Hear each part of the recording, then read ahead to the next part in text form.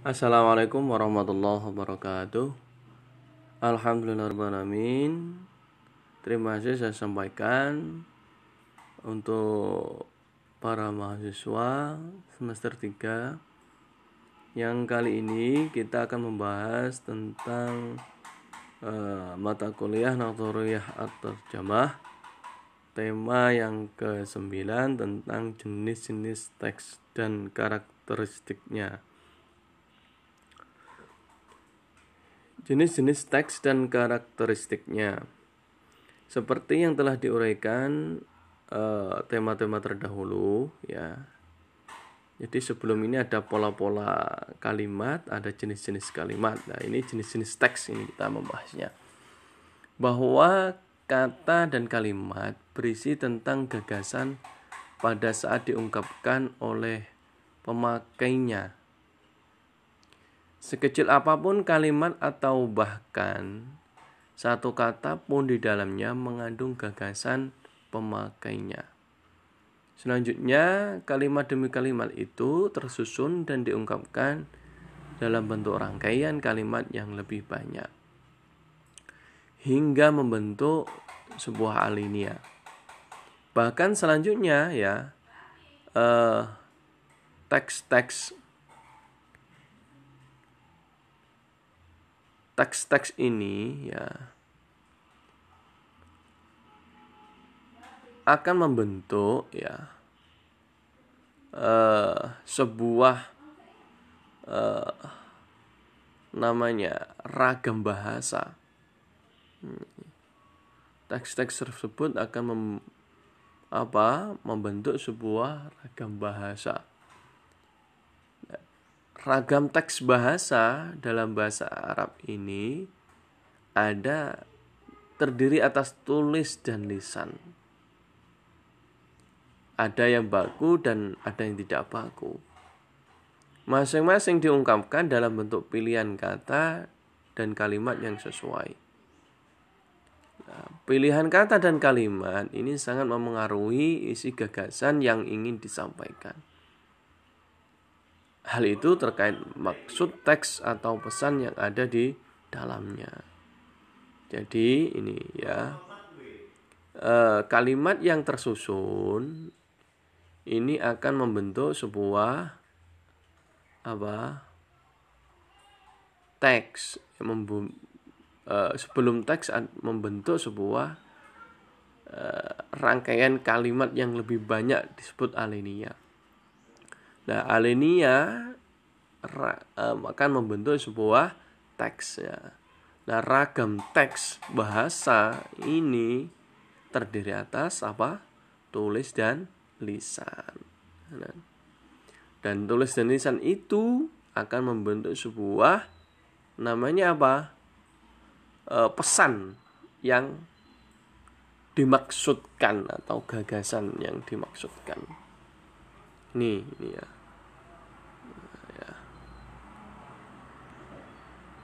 Selanjutnya dalam bahasa Arab ini terdapat dua jenis teks atau tulisan. Berupa apa saja? Ada tulisan ilmiah dan sastra. Jika pesan yang diinginkan itu bersifat ilmiah ya, maka gaya bahasa teks tersebut berbeda dengan gaya bahasa sastra dan retorika.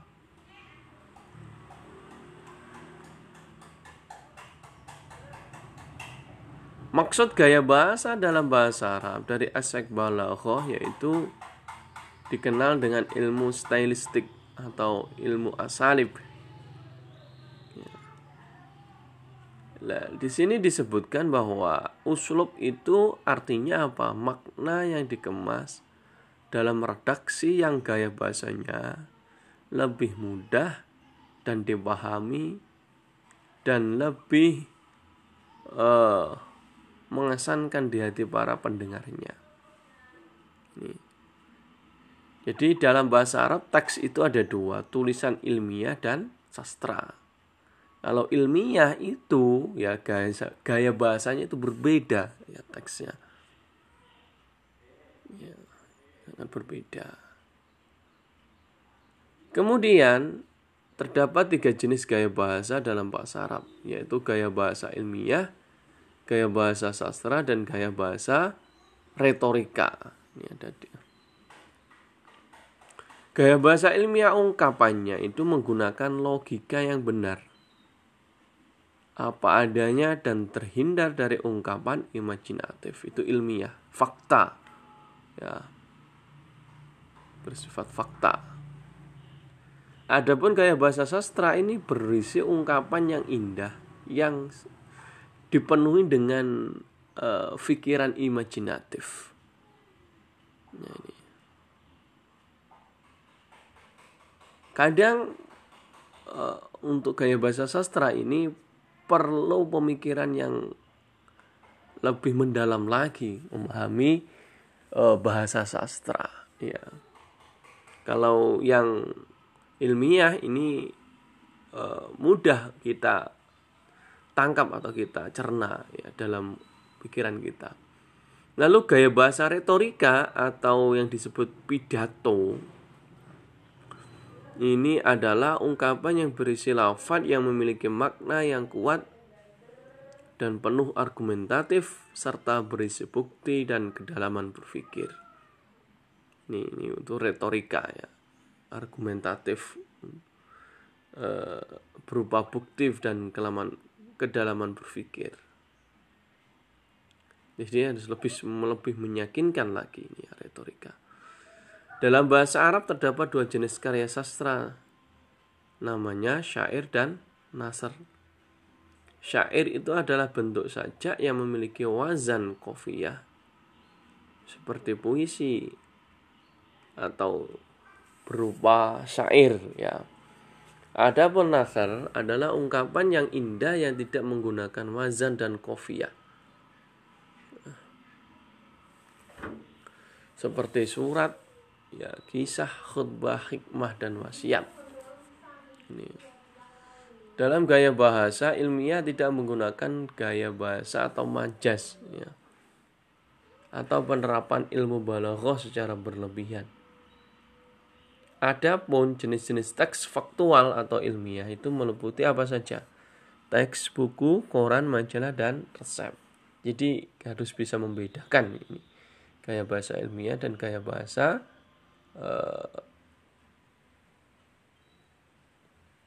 sastra.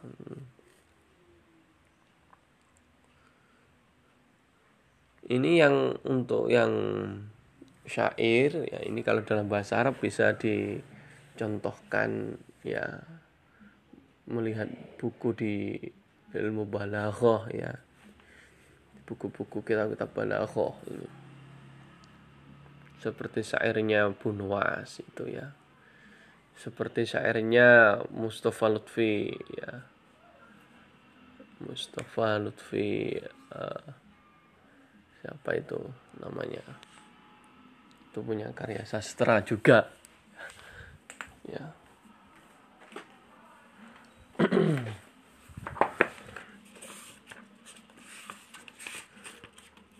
Ini seperti karya sastranya Mustafa Lutfi Al-Manfaluti.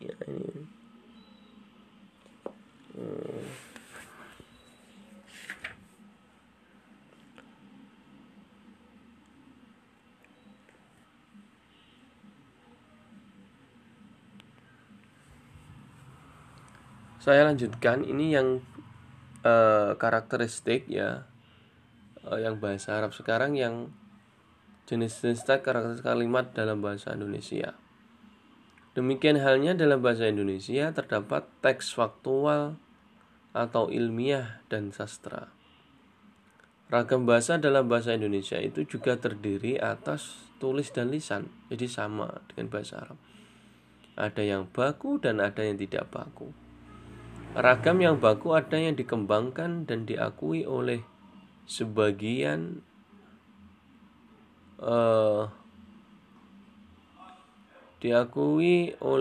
masyarakat pemakainya sebagai bahasa resmi dan sebagai kerangka rujukan normal bahasa dalam pemakaiannya. Adapun yang ragam yang tidak baku adalah ragam yang tidak dikembangkan dan ditandai oleh ciri-ciri yang menyimpang dari norma ragam baku. Ragam bahasa baku biasanya itu digunakan dalam karya tulis ilmiah. Ya, seperti bahasa formal dan bahasa non formal seperti itu. Ciri-ciri lain karya ilmiah yaitu pertama, objektif, yaitu disampaikan berdasarkan data yang ada. Yang kedua, netral atau penilaian bebas dari kepentingan-kepentingan tertentu, baik kepentingan pribadi maupun kelompok. Yang ketiga, sistematis, yaitu uraiannya mengikuti pola pengembangan tertentu. Misalnya pola urutan, klasifikasi, dan sebagainya. Dengan cara demikian, pembaca akan bisa mengikutinya dengan mudah alur uraiannya. Yang keempat, logis, artinya apa? Berdasarkan pola nalar yang digunakannya. Pola nalar induktif maupun pola nalar deduktif. Yang kelima, tidak pleonasi, ya, pleonatif. Maksudnya apa? Kata-kata yang digunakannya tidak berlebihan atau tidak berbelit-belit, langsung tepat menuju sasaran. Menggunakan ragam bahasa normal. Ini ciri-ciri karya ilmiah. Ya. Ini sama, ya. Karya ilmiah itu harus objektif, harus sistematis, logis, netral, dan menggunakan bahasa normal, bahasa ragam baku. Jenis-jenis karya ilmiah terdiri atas karya ilmiah dan karya ilmiah populer. Ragam karya ilmiah terdiri atas karya ilmiah bidang pendidikan dan hasil penelitian. Jenis karya ilmiah di bidang pendidikan meliputi laporan tugas, skripsi, tesis, disertasi. Selain itu ada karya ilmiah hasil penelitian seperti naskah seminar dan laporan hasil penelitian. Termasuk di dalamnya pembuatan buku. Ini untuk ragam karya ilmiah. Karya ilmiah bidang pendidikan dan hasil penelitian. Kemudian untuk yang karya ilmiah populer ini meliputi artikel dalam surat kabar atau tulisan tentang fakta keseharian yang disajikan dengan bahasa ringan. Jadi kita sangat tahu, ya, sangat mengetahui. Jadi perbedaan keduanya, jenis karya ilmiah dan jenis karya ilmiah populer. Karya ilmiah yang nantinya teman-teman sekalian ini akan mempraktekkannya, yaitu dengan adanya biasanya tahap awal itu nanti di semester kurang lebih semester 5 ini ada namanya sempro, seminar proposal. Nah, ini juga termasuk karya ilmiah hasil penelitian. Nanti dilanjutkan dalam tugas akhir namanya skripsi untuk jenjang S1. Kalau S2 yaitu apa? Karya ilmiah hasil penelitiannya disebut tesis. Dan S3 karya ilmiah dalam bentuk penelitiannya disebut disertasi. Ya, ini karya ilmiah hasil penelitian. Kalau yang populer ya seperti di surat kabar itu, ya, koran-koran, majalah-majalah, ya, dan berita elektronik juga termasuk berita karya ilmiah yang bentuk fakta. Ini harus bentuk populer.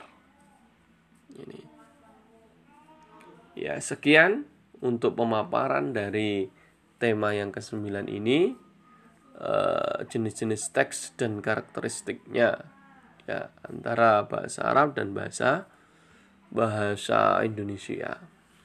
Jadi kita bisa membedakan antara bahasa Arab dengan bahasa Indonesia. Nah, yang sungguh bahasa Arab itu memang bahasa yang kaya akan kosakatanya, ya. Ya, ini perlu banyak mengkaji tentang teks-teks yang ada di dalam bahasa Arab. Karena itu perlu kejelian, perlu pendalaman ilmu di situ. Jadi nanti teman-teman sekalian diharapkan untuk yang mampu dalam bidangnya, ya, yang mampu dalam bidang sastra, ini silakan menekuni bidang sastra karena keindahannya tersebut, ya, bahasanya sangat indah. Ini dalam begitu juga dalam bentuk karakteristik bahasa Indonesia, ini juga harus kita mempelajari karena tak lepas orang-orang bahasa ini juga menulis sebuah karya ilmiah, ya, nanti bahkan yang lebih baik nanti bisa menulis dalam bentuk jurnal ataupun dalam bentuk artikel atau dalam bentuk buku. Nah, ini ya. Syukran katsiran. Jika ada salah katanya, saya mohon maaf yang sebesar-besarnya. Semoga bermanfaat, memberikan faedah. Wassalamualaikum warahmatullahi wabarakatuh.